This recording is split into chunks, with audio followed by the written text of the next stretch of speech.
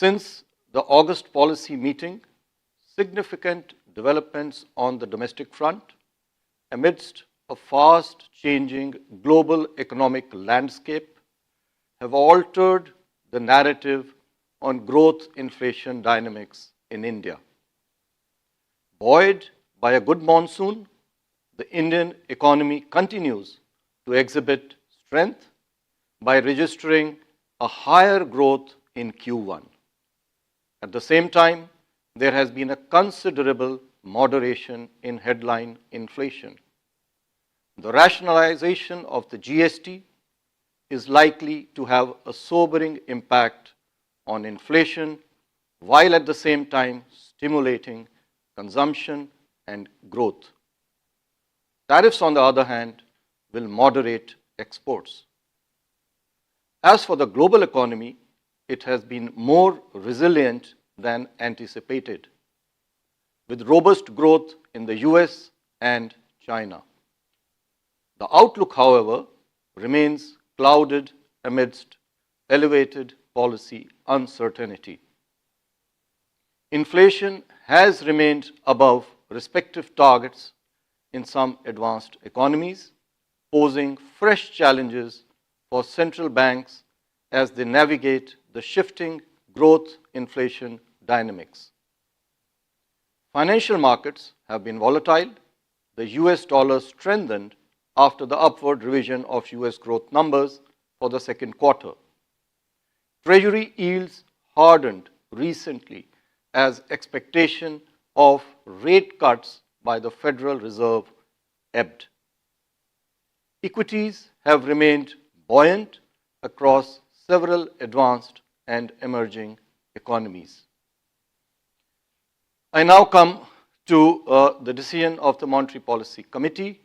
The Monetary Policy Committee met on the 29th and 30th of last month and today to deliberate and decide on the policy repo rate. After a detailed assessment of the evolving macroeconomic conditions and the outlook, the MPC voted unanimously to keep the policy repo rate unchanged at 5.5%. Consequently, the STF rate remains at 5.25%, while the MSF rate and the bank rate remain at 5.75%. The MPC also decided to continue with the neutral stance. I shall now briefly set out the rationale for these decisions.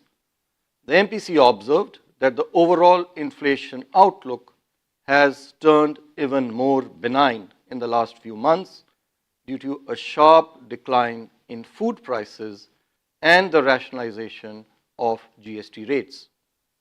The average headline inflation for this year has been consequently revised lower from 3.7%, which was projected in June, 3.1% in August, to now 2.6%. Headline inflation for Q4 this year and Q1 next year too have been revised downwards and are broadly aligned with the target despite unfavorable base effects. Core inflation for the year and Q1 next year is also expected to remain contained. The MPC also noted that growth outlook remains resilient, supported by domestic drivers, despite weak demand.